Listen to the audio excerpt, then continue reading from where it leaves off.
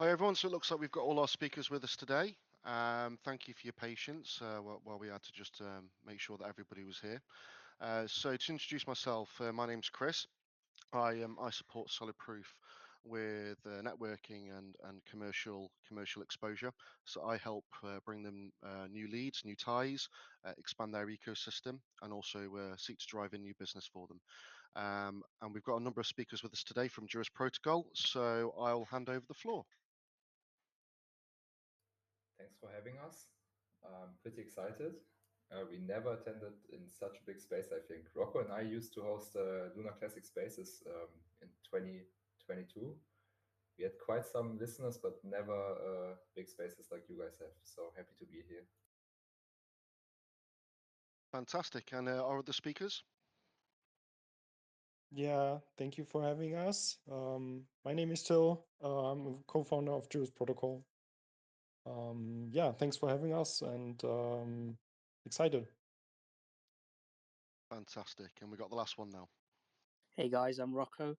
Really happy to be here. It's been a long journey especially with Lunatech, since the Lunar Classic started. Now we're here with Juris. Really excited to speak to you guys, work with you guys, and make sure that Juris Protocol is more as secure as it can, and we're very transparent with our community. Fantastic, and that's one of the best things about spaces or any kind of format of this nature, where it brings the leaders and the community together. So we have, I've got a number of questions that I've got prepared for the team, and there might be one or two follow-on questions as well, depending on their answers. And the intention of the space is to provide you, the listeners, with as much information as possible so you can make informed decisions regarding Juris Protocol and what their offering is, and also potentially as well to bring in some new commercial partners and expand their own ecosystem as well. So yeah, this is going to be great, and I think I'm very happy with what we're going to have in the agenda today. So I'll get started. And so our first question is very simple. Tell us about Juris Protocol and the services that you offer. Okay, so I can take that one. Juris Protocol is basically a movement on Lunar Classic founded by, let's call us OG holders. Most of us joined Terra Classic after the crash in 2022, which I think everybody who's in crypto was aware of because it affected basically every chain and project. And we are just a bunch of degens, if you want to say so, who came together and trying to revive the Terra Classic ecosystem. And it's not only Juris, by the way. There are lots of people in the community who are also contributing and like helping to make it work. We came up with the idea that since Anchor Protocol was a huge part of the Terra Classic ecosystem, that we think it's beneficial for the chain to have it revived basically and improved, because the old Anchor had severe issues, which might have contributed to the crash actually. So we are trying to do better, but we're still inspired by the original protocol because it was huge. I mean, absolutely. I mean, I was myself a huge Terra Luna fan. I was also a frequent and active user of the Anchor protocol and a number of applications that are built upon it, such as Orca, which then eventually became Kujira when they revitalized themselves post crash. I was very lucky personally. I took profits on Luna. I think it was around $47 at the time. Ask me the month, I can't remember. I think it was something like April of 21 or something. I can't remember. So yeah, I was lucky. I exited and reallocated my investments elsewhere, as I'd made a very large return on investment. But of course, a lot of people were adversely affected, not just as you said, not just within Terra, but the wider crypto sphere. At the time, it was still a very immature space. It probably still is in many ways, but I don't think if Terra happened today, it probably wouldn't have as much of a profound impact as it did back then, in my opinion, anyway. So yeah, I'm looking forward to seeing what your plans are. So we're going to cover that now. So Terra, or Terra Classic as it's now known, arguably has quite a dubious reputation for the reasons that we've already covered a little bit just now. So tell us why you've decided to focus your attention on revitalizing this ecosystem. To answer this one, I have to go back like 2 years. For me personally, I'm Luna Lover, by the way. Some people know my let's call it private or founder account. Um, so yeah, that's me.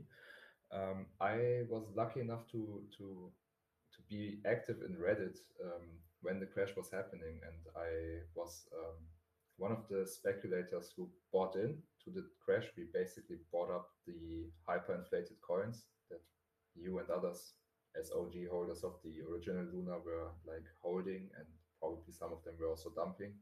So we were the ones who bought it up, and we were having like discussions on Reddit at that time because there was no Discord or something where like the new holders could come together. And I was lucky enough to be DM'd by some people who later became the Terror Rebels. Um, and I was basically one of the people who helped created the movement, let's say, to revitalize the chain. I was not the main guy, but I was lucky enough to be invited and be part of it, just to be clear. And a lot of people that are like listening right now in the panel, they've been part of it or came later, but it all started, I think, with Terror Rebels initially. Yeah, that's quite interesting actually. Yeah, fully enough, I was as I mentioned, I was a very active participant within the ecosystem. But after the Terra crash, I did personally exit, and I didn't really look at it again for quite some time. So I never came across the term Terra Rebels. So I'll certainly look into them a bit more myself personally, because my skill set lies in research. So yeah, I'll explore that further, because that sounds quite an interesting story to expand upon. So yeah, let's move on to our next part then. So, you know, I've before we've come on this space today, I've had a look through, through your website and documentation stuff, just to get an idea of what you're about. And amongst your offerings, there's a stable coin called USTC. So can you share what the fundamental differences are between USTC to UST?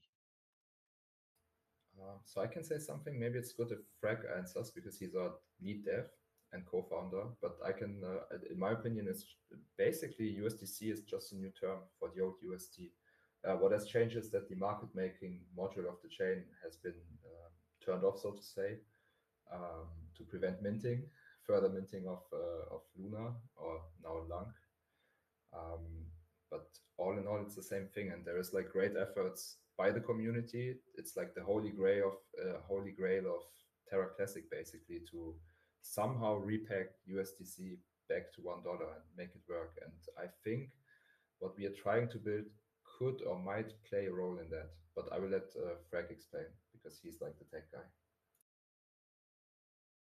guy. Yeah, basically what Luna Lover said is is completely right. So the coin that was once UST has never changed, and it was just renamed to USDC on any kind of front end like CoinGecko, CMC, and so on. But like on chain, it has the same denomination, and it's just like the depegged original UST. And the market module, which was the primary source of arbitrage opportunities that kind of held the peg of UST. That was disabled after the crash, obviously, because it fundamentally failed. And we see that we cannot have a stablecoin that is uncollateralized. And so we need some kind of mechanism that collateralizes a stablecoin. And like USDT and USDC. These are coins that are fundamentally collateralized through a centralized entity. And we kind of hope that, like, the holy grail, as Luna Lover said, is to repack USDC with some kind of decentralized pegging mechanism that relies on collateralization with external funds or external funds. Yeah, so And just to understand this a little bit better, you're exploring avenues for, let's say, a range of assets that are not correlated, to ensure that, regardless of market conditions, there's something that will be able to maintain that average value against the US dollar. Would that be something that would that be accurate? Yeah, I mean, in the markets, or like in the traditional markets, you see that the diversification is some kind of strategy that loads of people follow, because that kind of is the only, like, it's the only free lunch you have, because it has shown in the past that markets are like consistently go up on average, and when you kind of have this diversification, then you kind of kill the high volatility, and I think that's the only way forward for USDC. But the Juros protocol, as such, is not like focused on the repack, or it may play an important role going forward. But I see it more like as a lending protocol for all the assets that are available on Terra Classic. Yeah. I understand. Okay, thank you very much for that clarification. To be honest, I'll be happy to, probably speak to you outside of these spaces. In my research, I've come across hundreds of different tokenomic structures, and I've also spoken with various protocols who offer decentralized stablecoin offerings of various formats. So it's possible that I can share some ideas and see if anything sticks for you, which is suitable, or for whomever is now supporting USTC in its development. So yeah, happy to take forward to move forward with that one for sure. So let's return back to Juris protocol. So one of the things that I always look for in my research is what makes protocol or project stand out. So perhaps you can elaborate for me on some of your USPs that sets you apart and stands you in a good position for future growth. I would like to say something about this question, or to answer it. So just to be clear, Juris protocol is more than the lending protocol. Like, the lending part is it's the biggest thing that we're working on right now. But Juris protocol as a project, it's also focused on providing value to the Terra Classic chain. So because all of us, like at least the co-founders and myself, we are holding Terra Classic. And what bugs us is that you don't really have much use cases for Terra Classic. And the reason why, most of the time, the reason why price goes up, because that's also what we guys want, and probably most of the holders, is you have to generate demand, you have to generate on-chain volume, you have to generate use cases. And in the best case, it's a real-world use case which generates yield. So we're trying to focus on building applications that are like generating yield from the real world. And by doing so, especially with the lending protocol, but also with other stuff we built, we also have like an IBC bridge going on right now, because that's something Terra Classic was missing. You couldn't send CW20 tokens like ours back and forth to other Cosmos chains. So our focus is like Terra Classic as a whole, basically. And one big quest is to attract foreign TVL, which means you have to somehow make other people, like for example, Kujira holders, or Ethereum holders, Cosmos holders, you have to somehow attract them to put their assets on our chain and then make use of it. Because therefore, like when the TVL of the chain grows, then the price also goes up and the volume goes up and so on, So that's what we are trying to focus on. So you were speaking, I suppose, like cross-chain concentrated liquidity, where the users of other protocols are incentivized to deposit on your chain, but it also facilitates transactions for deep liquidity across a multitude of chains. Am I correct in that kind of assumption at this point?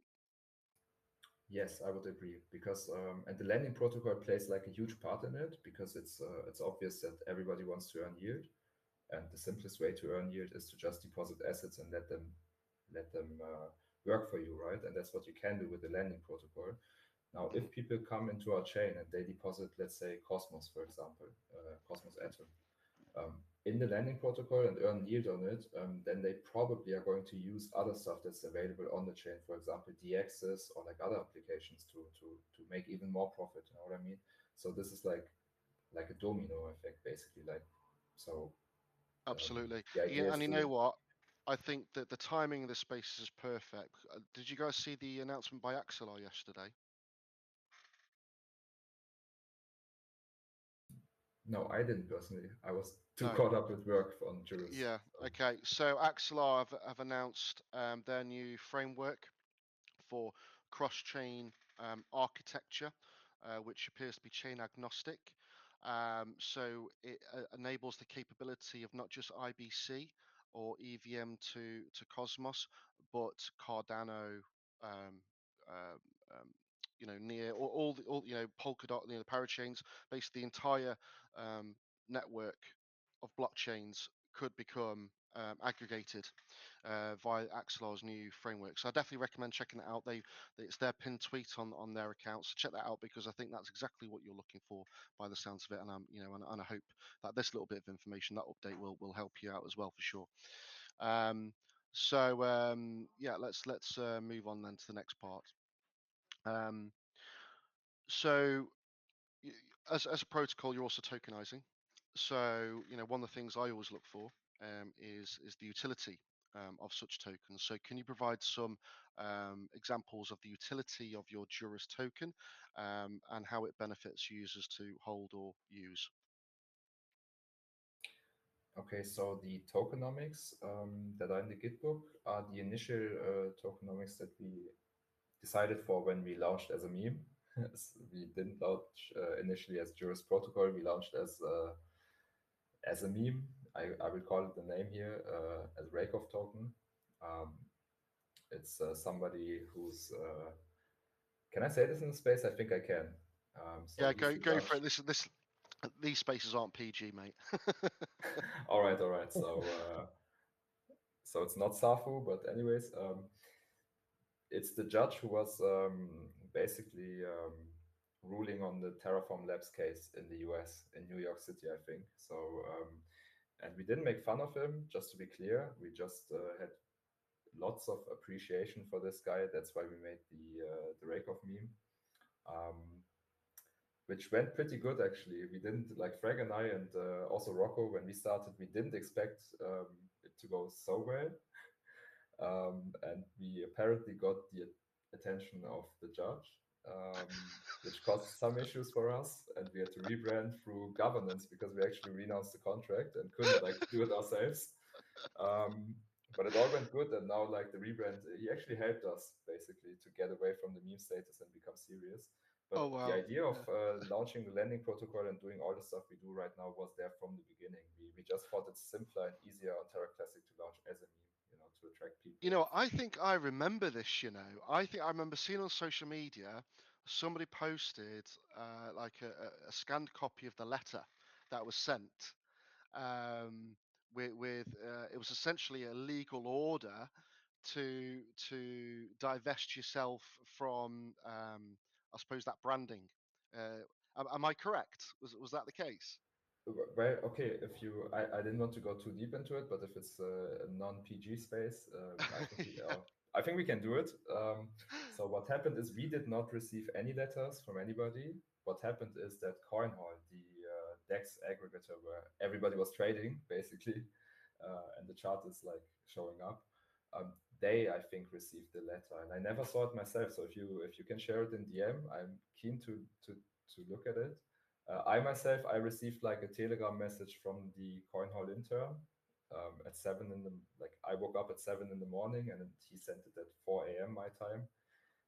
He was basically telling me that they received a court order and they are like required to blacklist our pair and that we would disappear within hours, which basically meant I had like 1 hour to coordinate. The Oh first thing I wow. did was actually call my mentor, my business mentor, and then I called Frag, and asked him, like, I said, we're fucked, dude. Like, I don't want to end up in US federal prison or something. German prison might be okay still, you know, that's not too Yeah. bad, but US federal prison, no. And he calmed me down and said, like, look, it's not going to happen. We are going to figure it out. And that's what actually happened. Like, it was the worst day in my life, but with the help of the community and also other people that were not directly involved with the project, they all sat together with us, and including Terraport, like the DX that we're listed on, Yeah. they're also our partners. Actually, yeah, Terraport was like playing a huge role in this, because my initial idea was to like relaunch the token and kind of transfer the liquidity to a new token, and they said, no, don't do that. It's probably the best idea to go through LUNC governance and to actually migrate the token to a new, like migrate the token with To new a new metadata. contract. No, it's not a new contract. It's all the same as before. It's the same contract. It's the same address, but we just changed kind of the metadata on the token contract. I see. Yeah. Okay. It's not Raytop anymore, but it's Druid now. Well, I'll tell you what, I mean, we've digressed a little bit, guys. That was actually, quite a bit of fun backstory. I really enjoyed hearing that. But let's go back now to the Juris token, and elaborate a little bit further on the utilities for the listeners. Oh yeah, I totally forgot about the initial question. So That's my fault, mate. that's all right. So okay, the right now it's a speculative asset. I want to be like transparent and clear. There is some risk involved in buying, but we are planning. Like, it's our plan, and we told the community that we are going to do it. And till now, we kept all our promises, I can say. There is going to be a DAO, basically, or a DAO, decentralized organization, and that thing is going to not only govern the lending protocol, but also other stuff that we are going to build. And whenever we build something, we're going to distribute 50% of all the revenue that we get to the delegate or to the stakers in the DAO, basically. And the reason why we don't have a DAO yet is that I'm like, as you guys know, I try to build stuff like the best way possible. And I just don't want to start a DAO somewhere, there is like a certain setup that I'm looking for, and it takes time to set it up, to have a legal entity and everything combined, so that if you are going to stake in the DAO, you're basically going to be a shareholder of the DAO. I have to be clear, the token, like owning the token itself, does not like generate any revenue or whatsoever. I have to say this due to regulatory reasons. But in future, when we launch a DAO, then you might be able to earn some juicy rewards.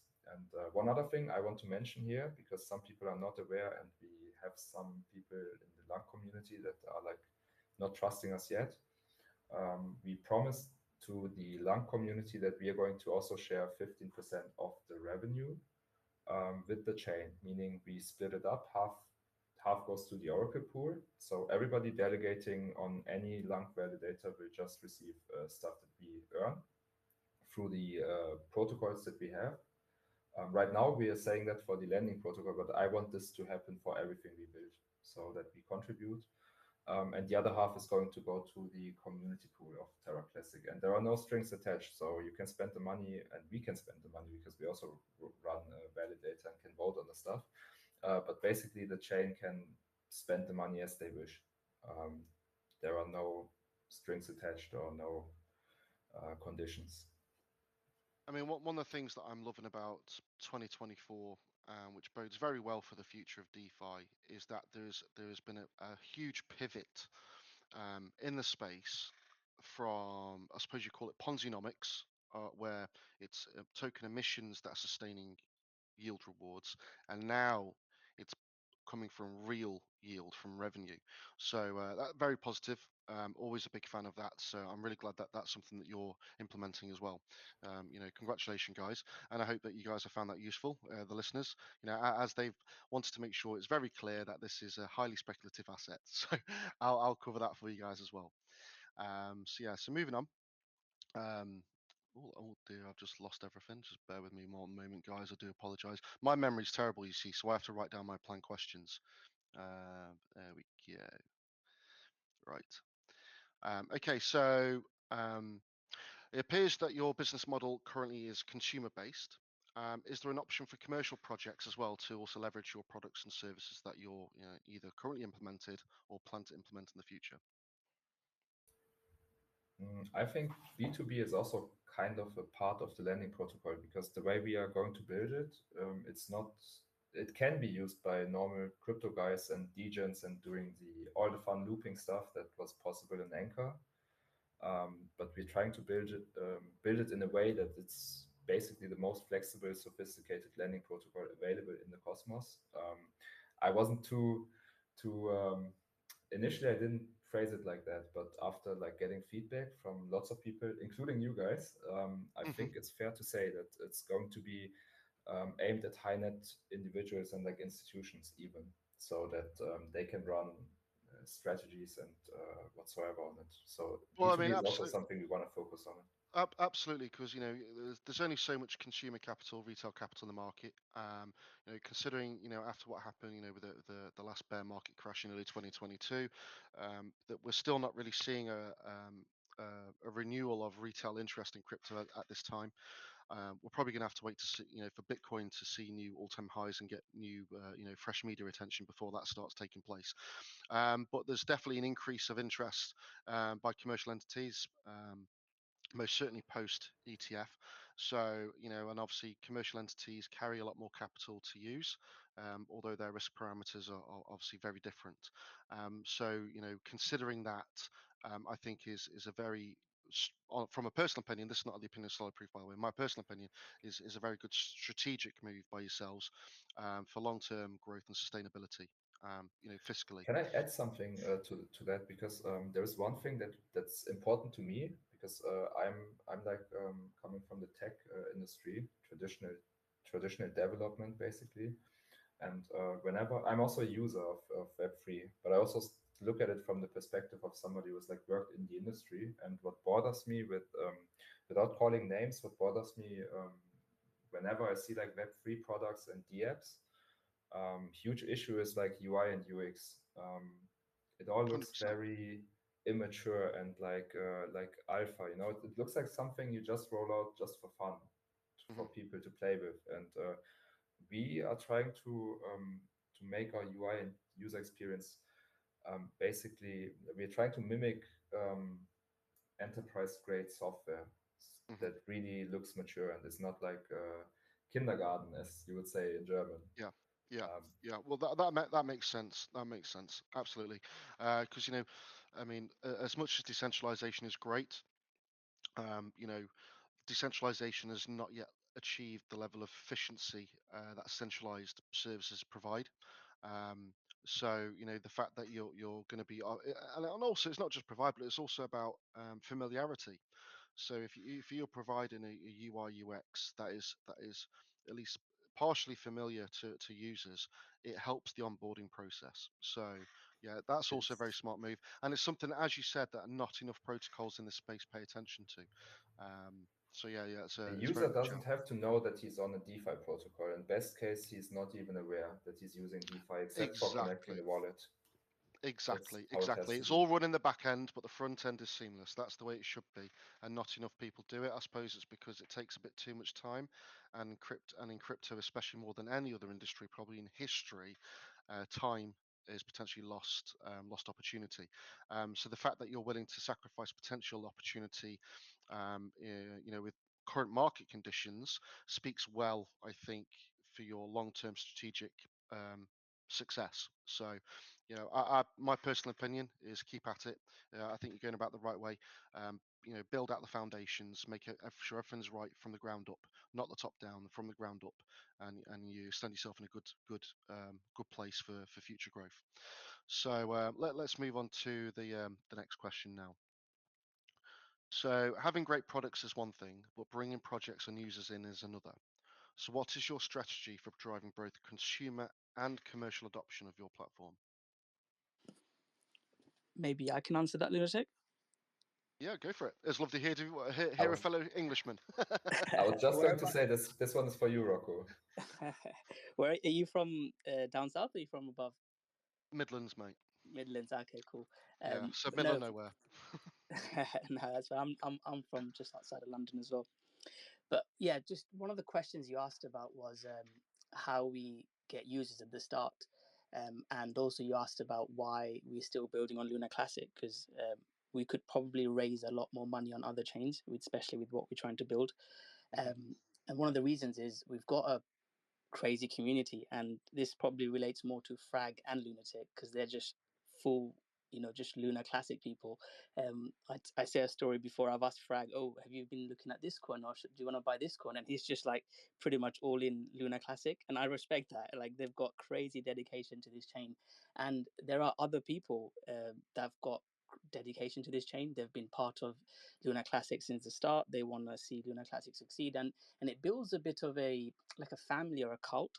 Um, people from the community. I'm still here. I get asked the question, "Oh, have you seen this coin pumping? Why are you not? Why are you still building on Luna Classic?" Because I know people from the community. I know Lunatic, Frag. I see loads of other people that are here. Um, so we've got a community that have Luna Classic that probably just staking at the moment that wants to use and try out new products. So once we build something that works, and I'm not saying move all your funds 100% Luna Classic to Jewish Protocol, try it out with $100, $1,000, see how it is, and if we can build something where it has the really good interface, there's yields, there's degen stuff, we've and that we can share different strategies. I used to post about Luna strategies before, like looping the USTC stuff. I know they didn't end well, and we're taking security really well, really seriously. Working with you guys from the start. If we can provide that to our first adopters, which is the Luna Classic community, we're also building a Jewish community, there will be people that wants to use it. You can probably see from our tweets, the following, the community that we've already built. So it's over to us now to actually build something that people can use, enjoy, potentially make money, not financial advice, and Mhm. they can try out different strategies. And I think the community has been waiting for something like this to use. And go on chain. Luna Classic community have a community that are just not new to crypto. There's NFT communities, meme coins that don't know how DeFi works. I think the Luna Classic community is a bit more educated, where they want to use a protocol, they want to try something out, and if we can provide that, they'll come. And it's for us to make sure that we can build something that works, that's secure. And I believe we'll get the first adopters, and then we need to think about how we attract people from other chains and bigger investors that you mentioned. This is one thing I will say. I mean, me personally, as I mentioned earlier, I after the Terra collapse, I moved away from Terra, not just the Terra Classic, but the new Terra chain as well, and I focused on other aspects of the Cosmos ecosystem, like Injective and Kujira and several other protocols as well. Um, but one of the things that I notice is, every now and then, as part of my research methodology, I'll check out certain things, and I couldn't believe that Loon C was at that time it was still within the top 100 in market cap, and I was like, how is this possible? So I mean, to me, that tells a story that despite what has happened, that there's still a massive interest and community, because it can only be community supported, for the Loon C token to show such strong market capitalization despite what happened. And I also wonder as well, a personal question to follow on is, obviously you've got the Terra Classic, you've got the new Terra chain. Well, it's not really new anymore, but relatively new chain. Are there any considerations to try and explore, communication with the new Terra, or you know, proactively reach out to, the former Terra users are probably now in the new Terra chain, to see if they're interested in coming back. So I've got a different view to that. I think a lot of Luna, OG Luna people are still in Luna Classic, Mhm. especially from retail. I think more people are interested in Luna Classic. If you look at different communities, and maybe I'm biased because I'm part of Luna Classic, so I think lots of people still use Luna Classic, and one of the big things is Binance burning us. So that's a huge marketing. Every month they're burning Luna Classic. People say, oh, they're burning Luna Classic. There is a big community in Luna as well. I'm not doubting that. They're doing some cool stuff with Phoenix. I've not followed it as closely as I follow Luna Classic. I guess, I mean, I'll let Lunatic answer it, but I think my focus would be just building something for the Luna Classic community, the first adopters, to use a technical or startup term, and make sure we serve them well. And then we have got plans to, you mentioned Kujira. I know Kujira is moving to Rune now, but yeah, other Cosmos tokens, we've got plans to talk to them. Oh yeah, fantastic. Because I mean that's the whole point of Cosmos, isn't it? It's about interoperability. It's about connections. After all, although you've got other all the others who followed since, like the Polkadot parachains and such, but Cosmos was first. And although there's a lot of issues with the Cosmos team itself, I think generally the ecosystem is exceptional. It's my favorite ecosystem personally. So I think with the right messaging and also proof of what you're building, I think you're going to have great success with supporting connections and interconnectivity and interoperability. Concentrated liquidity. I think there's so many options for you there. So yeah, I really hope for the best for you guys, and if there's anything I can do as well in the background to help support that, I mean that's me personally, not Solid Proof necessarily. Then yeah, I'll certainly provide that assistance for sure. So how do you use your protocol revenue to support development and fiscal growth? Because of course, as everyone knows, I think I mentioned earlier, token emissions can only take you so far. You need real revenue, which you've already covered a little bit. But have you decided how you can distribute it? To ensure that there's fiscal sustainability and financial growth. Yeah, so basically, I can repeat what I said. So we are going to generate revenue, hopefully, from real world usage. We have some rough estimates from our development team on how much we would be able to generate based on TVL. And we like, Frag and I are German, so we like to be conservative. We don't want to throw out like numbers that are like unachievable or only sustainable in bull markets. So we internally calculate with like the range is 3 to 13% on like the TVL, total value locked in the protocol, that we would be able to generate, and we internally calculate with 5% APR. I think that's sustainable if people actually use the protocol. From that revenue, we are going to distribute 50% to stakers and like shareholders of the Juris DAO, which we are going to fund properly when it's time. Because something we don't want to do is just emit tokens and like just generate fake rewards for everybody. There are lots of tokens that generate APR. You can just stake them, and they basically, what they do is they emit either pre-minted tokens or tokens that they bought very cheap. And we are not going to do that because it just dilutes the holders. And we are very strict about that. We have a no dilution policy for the most part, and that's the same for our investor tokens. So to fund this stuff, we had a private sale. Not many people, just mainly friends and family from myself. And one guy in the community also supported us. He's also a private investor. And those tokens, same as airdrops, everything we do is vested for 2 years, has 6 months cliff. And yeah, protocol revenue is shared with the community, and the L1 gets 15%, and the rest of the revenue is for the Juris DAO team and other things. It's going to be used internally. Okay. Well, thank you for elaborating on something you'd already answered before. When I first asked the question, I realised, oh, bollocks, they've already answered it. But let's go with it, because you never know, there might have been more listeners who joined on board since you first spoke about your tokenomics. And of course, that's always the challenge, isn't it, when you've actually got a set of written questions that you're working through, is that sometimes you neglect in the moment that the question has already been answered beforehand. So thank you for going ahead, and in fact you've actually gone into greater depth there on your tokenomics. So in fact, it's I'm glad I asked it, because you did go into that depth, so much appreciated. So another thing that's always a strong consideration for researchers like myself, or consumer investors, or whatever, is the targets for development, or otherwise known as your roadmap. So can you just give us some insights into your roadmap targets that you're aiming to achieve within the next 3 to 6 months? Yeah, so I can give you a rough overview. We didn't publish it yet because right now we're basically just getting the implementation phase started of the development. Mhm. Prior to that, we had development is technically speaking going on, because planning and like testing and like to see if it's even possible to build what we're trying to build is actually part of development. But the implementation phase is going to start within the next 2-3 weeks. I would say latest in November.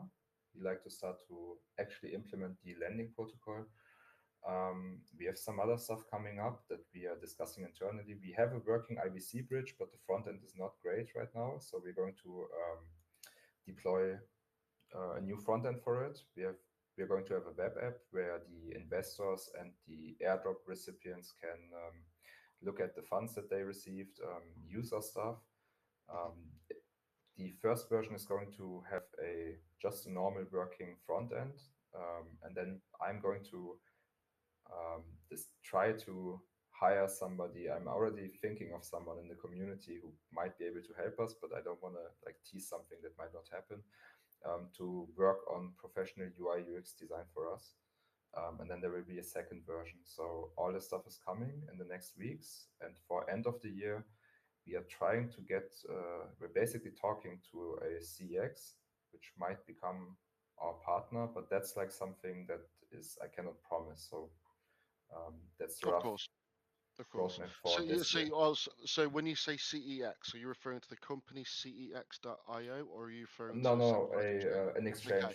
a proper Okay, I just wanted exchange. to make that clear, just in case you got into any trouble for for that. So, okay, that's okay. So for the listeners as well, very soon we're going to be opening the floor to questions from the community.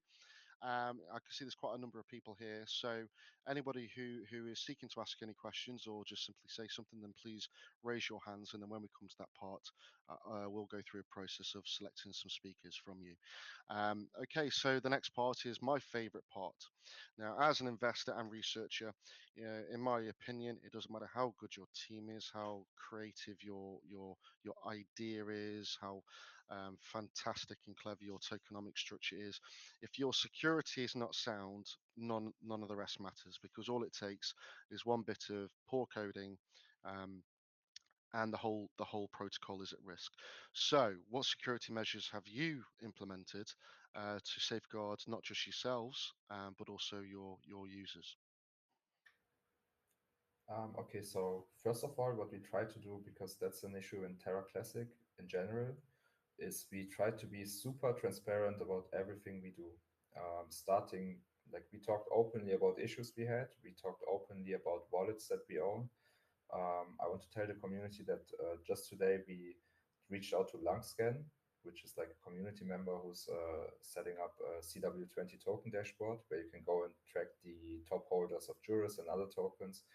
We approached them and told them to tag all of the wallets that are owned either by me or by team, not private team members. If they bought tokens on the chart, it's up to them to make them public, but all the wallets that are related to the Juris development company, or either myself as a whole, as the owner basically, or the founder, all my private wallets are transparently visible so that people can go and see that I'm not dumping on them. That's something that I promise, and that's also something that's solid proof verified. I think that's one of the reasons why we got the gold KYB audit. Um, Absolutely, I'm mate. not sure if anybody else got it yet. I tried to find people, but I'm not sure. On the dashboard, I could only find Juris, to be honest. And yeah, like in general, like just working with you guys, that's, I think, huge safety measurement. You were pretty strict about the audits, and we had to like fix some of the stuff, which I'm happy that we. So I'm really happy with the collab that we're like working Uh, together. And I mean, absolutely, absolutely. I'm in complete agreement. I mean, smart contract audits, of course, they're never a guarantee of safety. I should mention that clearly to everybody. They're never a guarantee. So Solid Proof in particular, they're one of the oldest smart contract auditors in the space. They've been around, I think, in blockchain since I think it was around 2017, in a more informal capacity, and then formalized as a structure in 2020. And there's a lot of smart contract auditors. Like with any kind of protocol, you get your good eggs and you get your bad eggs. With the good eggs, like Solid Proof and various other um, um, companies in the space who offer this service. It's a mixture of automated and manual reviews. A lot of protocols to save themselves on costs and to scale to demand. They will only implement the automated um, uh, um, checks, which means that they also suffer a lot of post audit exploits and hacks. As you said, we've provided that service to you. We made some recommendations which you've remediated. Um, that bodes you well for your future. And I just also recommend to any other founder or CTO who's potentially listening here is that even post contract audit, if you're making any changes to the functions of a contract or you're adding new contracts, it's always very important then to also seek updated audits as well, because then the original audit becomes null and void. So it's also very useful as well for any just normal people listening. um, just because you see a smart contract audit, it doesn't mean that that will remain the case forever. It's a good idea to ask questions of founders, and challenge them when needed to ensure that they take measures to guarantee the security of their protocol and your assets. And the fact that you were encouraging tags on chain of team and protocol wallets is a very good move. I'd also personally, if you're looking, if I'm not a tech guy, so I don't know if your coding, for example, is open source.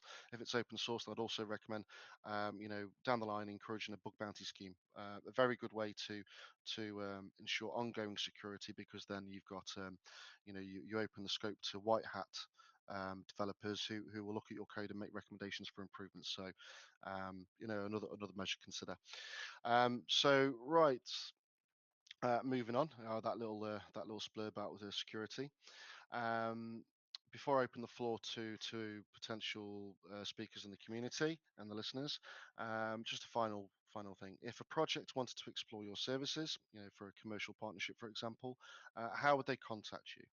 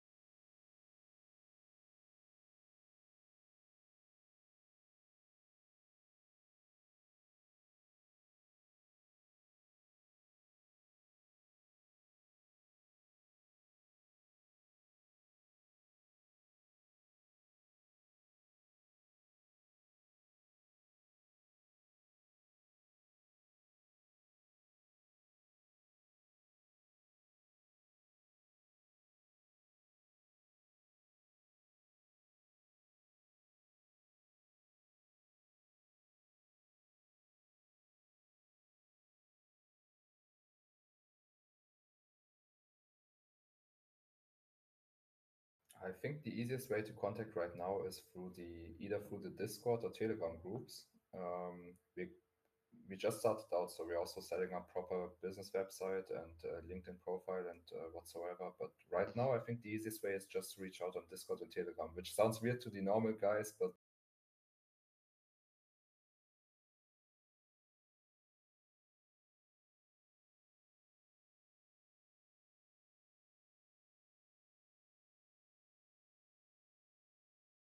in Mhm. crypto, I think it's quite normal. Okay. Well, for Discord, it might be more of a challenge for commercial, commercial partnerships to join the Discord. But obviously you got your Telegram, as you said. Do you also check your Twitter DMs? Yes, of course. Twitter, yeah, Mm. Twitter. I forgot the obvious Or, one. sorry, X. Sorry, it's X. X DMs. Okay, that's good. Okay, that's good that you check the. Yeah, I check the- mean, we have. I can speak for myself, but I think the other founders, we all have like open DMs, so everyone would be able to reach out to us. So I have open DMs on like X and on Telegram and on Discord. Okay, fantastic. Cool. Thank you very much. Okay, so I'm just going to check now to see if we've got any speakers requested. I'm sure, yeah, there is one. Okay, so Billy, if you're around, I'm just approving Can I you now. Oh, yeah, Can I go ahead. just Sorry. throw in one thing? I wanted to do that in the beginning, but I didn't want to interrupt you because you started the point list. Maybe it's a good time to go through point zero of the agenda that I posted to you. Okay. If you're okay, Oh, before yes, we yes, get of up. course. Yeah, absolutely, absolutely. Go for it. Yeah. Okay, yeah. So what I wanted to do is just to say thank you to a list of people that were always supportive of what I did, what Juris is doing, what my co-founders are trying to build, and also OGs of Terra Classic, and the list is not complete. I apologize upfront to people that I might have missed. And if you're okay, I would just go through the list quickly before we do the Go question for it, part. mate. Yeah, go for it. So first of all, I want to thank Solid Proof, obviously, for auditing and like the smooth experience and everything, and also guidance and like basically giving us the gold KYB, which was pretty amazing to see. I want to also thank my my parents. I want to say that in German because the English is not that great. If you're okay with that. Yeah, go for it, mate. Ja, Mama, Papa, ich bedanke mich bei euch für die Erziehung, für alles, für die Hilfe, für den Support, dass ihr mich immer unterstützt habt, sei es Geld oder andere Dinge, die ihr mir ermöglicht habt. Und ohne euch wäre das gar nicht gegangen. Und besonders Dank an Papa, dass du so viel Kohle hier reingesteckt hast und das für uns alle möglich gemacht hast. Ohne dich wäre es überhaupt nicht gegangen. Then I also want to say thank you to my girlfriend, who was also supporting me and who is going to listen to this probably later tonight. I'm going to visit her. I want to say thanks to all my in real life friends and supporters. I want to say thank you to all the investors, to my business mentors, of which one of them is actually the investor, one of the private founders of Juris, let's say. I want to say thanks to my co-founders who are here on the panel. I want to say thank you to the Juris team. A special thanks to DJ Trev, who's also mentioned in our Git book. He's the greatest of all time YouTube supporter that we had. He supported us free of charge. He didn't ask for anything from the beginning. So thanks for that, DJ. Thanks for covering. And I know some people don't like his McDonald's drive-in videos, but I enjoy them, and I will always retweet them from the main account. I don't care what other people think. I want to say special thanks to Nati from Langsphere, who supported us as well, who's giving us marketing advice. I want to say thank you to all the investors of Juris and the Juris Army. We call them the third legion of Juris internally. Big thanks to Danny DeFi for making all the memes. He's also a team member, but special thanks because he supported us from day one. I want to also say thanks to Terraport, Terra Civita, to Hexagon, who's hosting our validator node, to Langscan, who's like providing the top wallet list. I want to say special thanks to David Skinder, who always was helpful with in suggestions how to improve UI UX and marketing in general. I want to say thanks to Vega Smorf, to the Terra Tritium team, who is running a fantastic wormhole bridge. Without them, we wouldn't have been able to send our token to Solana. I want to say thank you to Streff Cole, who also supports the chain free of charge, develops all this nice stuff. I want to say thanks to all the ex-Terra rebels, even though some people fucked up, but I want to still say thanks, because without them, none of this would have been possible. I want to say thanks to Jackmod from Allnodes and the Allnodes team, because they supported our chain. They provided endpoints free of charge. Without them, the Terra Classic chain might have died already. I want to say thanks to the Elbon team, to Whisper, Renzo, David, to the Garuda team, Pink Unicorn, Happy Getty Crypto, and all the other community members.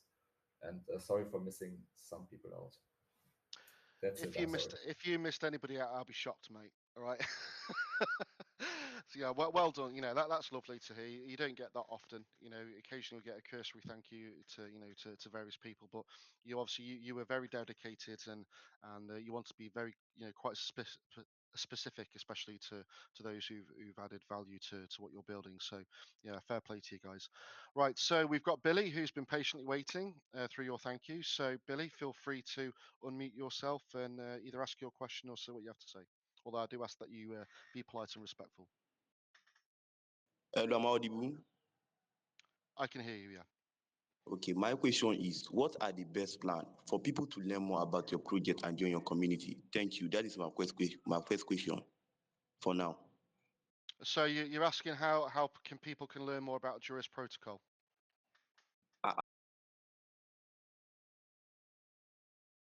What are the best plan for people to learn more about your project and join your community? Thank you. Okay. Which one do you want to take that? Yeah, I'd say follow the main Twitter account, join the Discord group, join the Telegram group, check out the website. There's been docs updated as well. So there's lots of information for you out there. If you have any more questions, you can reach out to myself, Frag, Juris, or any other community members. And follow DJ's YouTube channel. He's in a listener panel because he gets all the alpha firsthand from myself, and he's going to publish it as soon as he gets the go. Okay, thank you. I still have more questions to ask. Can I ask my next question? Yeah, go ahead, mate. And also, just before you ask your question, Billy, I just want to mention as well that the light paper that Juris Protocol have the links to on their website is worth checking out. So if you're looking to find out more information about the background, the vision, the structure, then definitely check out the light paper. The link is on the website. So yeah, go ahead, Billy. Sorry to interrupt. Go for your second question. Okay. My next question is, do you have an ambassador program? If so, how do I be involved? So how to become an ambassador of Juris Protocol? Well, right now we don't have paid ambassadors because we just cannot afford it as a community-run project. But you can just join the Telegram and, like for example, our Telegram admin. I forgot to give him a shout out. Daniel, he's doing the Telegram administration. Just reach out to him and you can start helping. That's it. I mean, Billy, to follow on as well, what I'd also recommend is if you join their Discord, and I think especially for ambassador programs, usually it's a role that you have to earn through community activity and engagement and support. So, I'd recommend joining the Telegram, joining the Discord, be a productive, proactive, supportive member of the community, and then should such a time come about where an ambassador program is rolled out, then you put yourself in a strong position for consideration.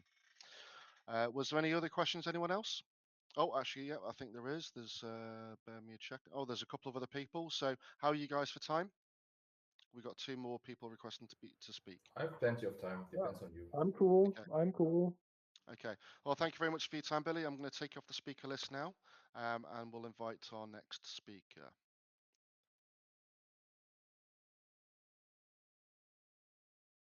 So, Ramsey, you were first. So, it can take a little while for it to go from listener to speaker. So, just waiting. If Ramsey's still with us, that is. Yeah, Ramsey, you're on, mate. So, yeah, take yourself off mute. And I do ask that any question or anything you ask, please be respectful, and go ahead. Oh, sir, can you hear me? Yeah, can hear you, mate. Okay, thank you. My question is, do you have an ambassador program? Thank you, my question. Okay, Ramsey, yes. So Billy's just asked the same question, and I don't know if you just heard my answer, but so what I've suggested, and the team have also confirmed, is that join their Telegram group, join their Discord community, be a productive, proactive, supportive member, earn the trust, and then should an ambassador program roll out in the future, you put yourself in line for consideration. Okay, is there anybody else? So do you have any other questions, Ramsey? Not related to.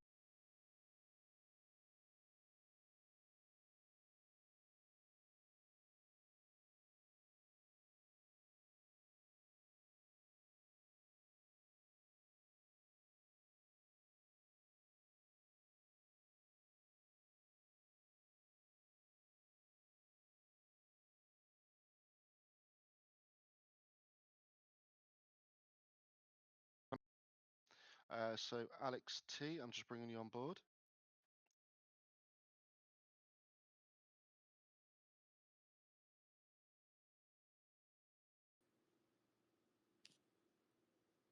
Howdy. So, my name is Alex, and I've been a member of this community for about 2 years now. Been following it since I would say late 2022. And the only thing I just want to say, I don't have a question, is this: I just want to commend the Juris team as watching go from Terra Rebels to all these various groups. And I think, and I just want to say, is that the Juris team, and I've been following them since inception, is probably the most beneficial, if not the greatest thing has happened to the lung community since the crash in 2022. And so I just want to say thank you to the Juris team, and everybody, especially in the Discord, because that's where I hang out mostly. And I just want to say thank you guys and keep up the hard work. Good job. Oh, that was lovely, Alex. Thank you very much. Okay, so we've got one more to go. So bear with me one moment. So we've got, I do apologize if it's David or Dawid. I'm bringing you on board now, mate. So as with the others, please be respectful with any comments or questions.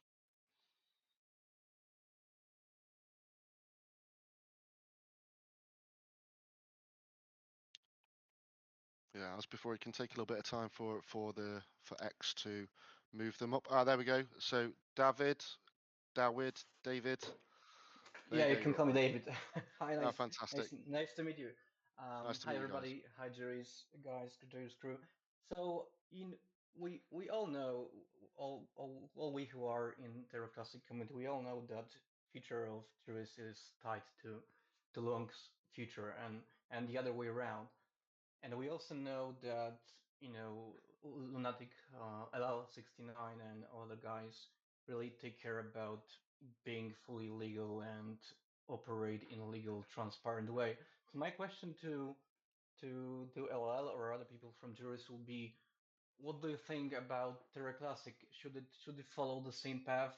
Should we, also try to make Terra Classic being fully, legal and organized and having some kind of, legal operations behind it, just like you are forming with Juris? What do you think about this? Those both projects are need to work together, and if they will rise, they will rise together. So I think it's important.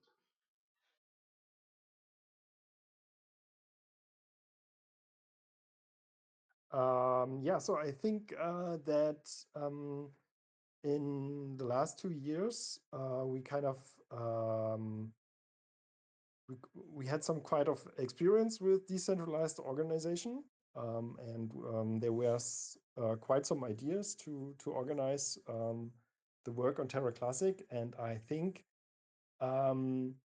In my personal opinion, it's not possible to formalize it in a jurisdictional way, like because it's from if you have a legal entity, then it will have to sit in some kind of state, or it will have to sit somewhere in the world, and which will make it like susceptible for like shutdown, like a kind of single point of failure.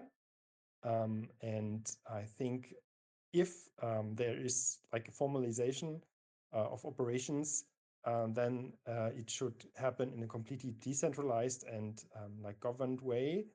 Like we have the governance module, of course, so that's kind of formalizing operations. But I could imagine having some kind of like Senate, which is formalized through smart contracts.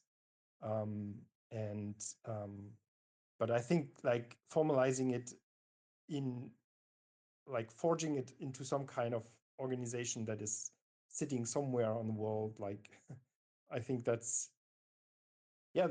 susceptible, and I think yeah.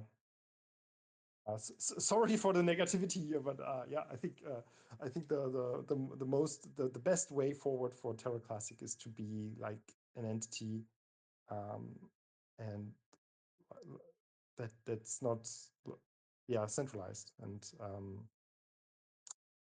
yeah, and I mean that's my ideal, and that's why I joined the Terra Classic community, because it's unowned. Does that help answer your question, David? Yeah, I think more or less. Yeah, thank you, Frank, for answering. I was thinking more about what Luna 2 is doing. Right, they are trying to organize themselves, and they managed to do it quickly and create legal organization like the Phoenix Derivative. It's called, I suppose. But I don't want to continue this topic. It's Juris Maybe I can add space. So something because I have yeah. different opinion on this. I've like I'm in between. I think there's a possibility for a hybrid. Um, Looking at basically the same structure I want to have for Juris DAO. I think we can adapt some of that if we form it in the right jurisdiction. And Solid Proof Host also probably knows about the Kujira Senate. That was an on-chain Senate. I think if you could combine a legal entity, a DAO, and like the on-chain contracts connected to governance, where you can vote people in and out that are basically responsible, so we don't have to get the centralization issues we used to have with some of the groups that tried to do something like this on-chain, then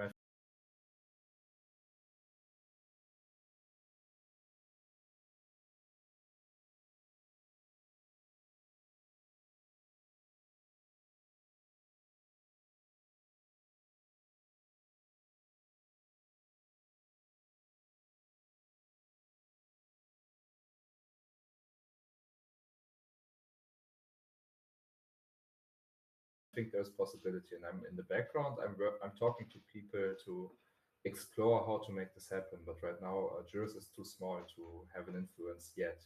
But that's just my vision, I personally. mean, I can add something to this, because not necessarily Solid Proof themselves, but I had quite intimate knowledge of Kujira. I was familiar with their co-founder, who's no longer with them, called Dove, and also a member of that Senate. And what I do know is that there appear to be some conflict issues between the Senate and the developers. Eventually, the Senate was disbanded, which probably in hindsight, I can guess was a mistake. Now, DAOs in general, I've found personally through my research, tend to fail. And one of the reasons is because a DAO, you do want your community to have a voice, but often the community may not understand the technological aspects, the economical impacts of their decision making. Sometimes they just look at the short term gains rather than the long term future. So I've personally found that a successful DAO structure will be multi-layered. So you'd have a community that raises their voice, and then above that you'd have industry leaders, experts in their field, who will then be able to make an informed decision to proceed forward with that. So again, I'm more than happy to offer my insight and input down the line for you guys at Juris. Should this time come about, to help you along that way, because DAOs have value. but DAOs also can be highly limiting and regressive to a project's growth. So finding the right balance is a difficult challenge for sure. Right, so we've got, I think we've got enough time okay, we've got one more person so far who's seeking to speak. So David, I'm just going to remove you, mate, did you remove yourself, you cheeky bugger? Okay, right, right, so Lucas, you're coming up, mate.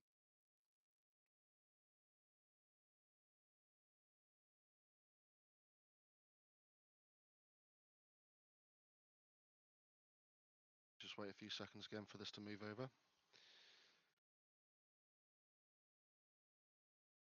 And I did see others had their hands up, but they've put them back down again. So maybe whatever was asked and answered before has been addressed. So yeah, we're still waiting for this Lucas to come on.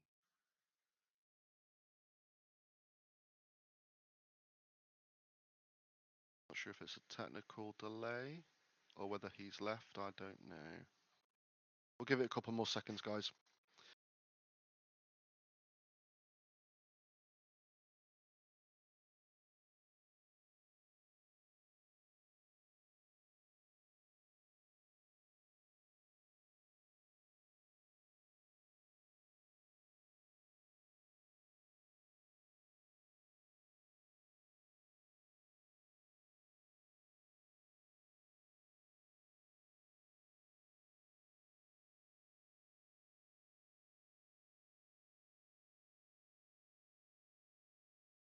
Fun dude. Yeah. Well, he did raise his hand, so I'm going to invite him to speak. He raised his hand and then he dropped it. So I'll invite him to speak and see if he comes on. Yeah, because it looks like the other guy didn't quite make it for whatever reason. So DJ Trev, if you're still listening, mate, accept the invite request I sent out. It's bullish for Juris if he can join for 2 minutes. Fantastic. If he can join us, the question. Maybe X has decided, no, enough's enough. Maybe he's ordering his second McDonald's meal of the day. This morning he recorded a video in the drive-in.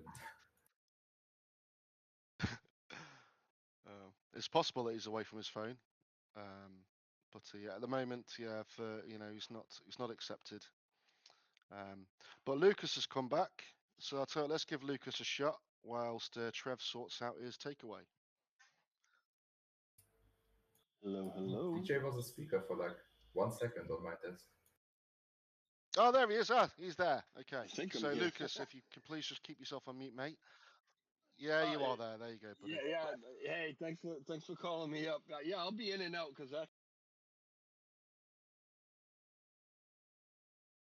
And he's gone. That was a very quick introduction.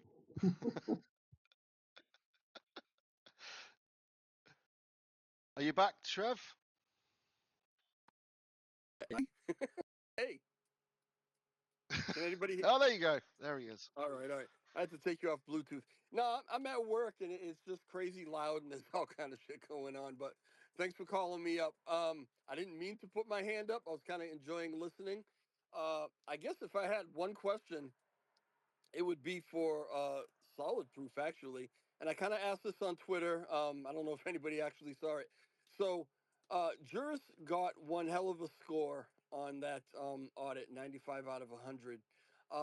But I don't think anybody told me what was missing. What would get that to 100?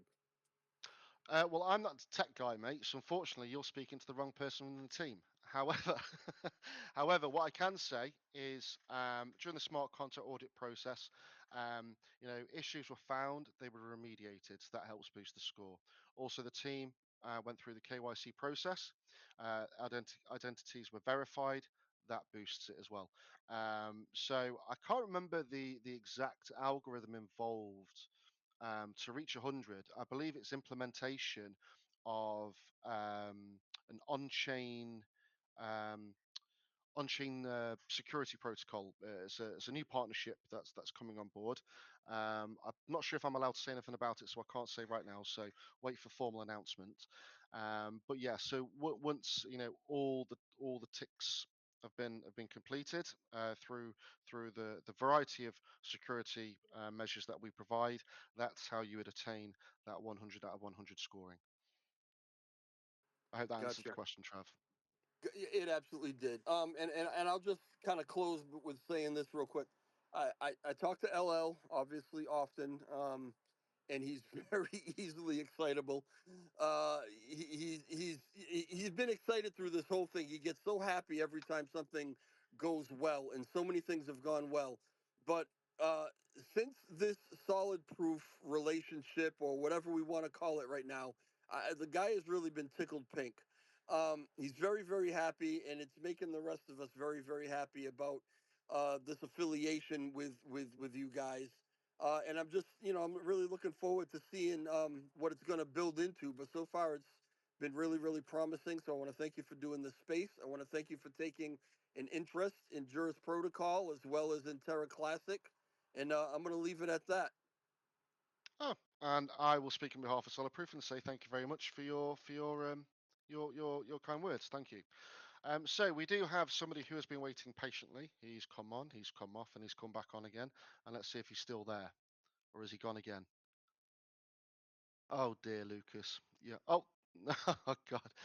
Oh dear, Lucas. I do apologise, mate, but we've already run about 20 minutes over, and I'm getting very hungry. So we're going to call it a day there, guys. Again, I'm sorry, Lucas, but obviously you have some kind of technical issues because you keep coming in and dropping out. And there is a time limit on this which we've already gone beyond. So I would like to thank everybody who's listening today. Active participation by the community is always very good to see. I'd also like to make a personal shout out to one of our listeners called NezoHub. Now, NezoHub, I would highly recommend you follow them on Twitter. They're a project that I personally, so this is not with Solid Proof, but I'm personally with another company that I work with, are providing assistance with in their own development. It's an exceptional protocol that's to come. So follow them on Twitter, or sorry, X. For future announcements of developments, they're definitely one to keep an eye on because what they're building is highly positive for the space. And so, on that note, I'll say thank you, good night, enjoy your weekend, and catch our spaces next week, next Friday. You're going to love this one because this spaces next week as well is going to be fantastic if you're very much interested in security. Okay, thank you. Take care. Thank you, everyone. Thank you.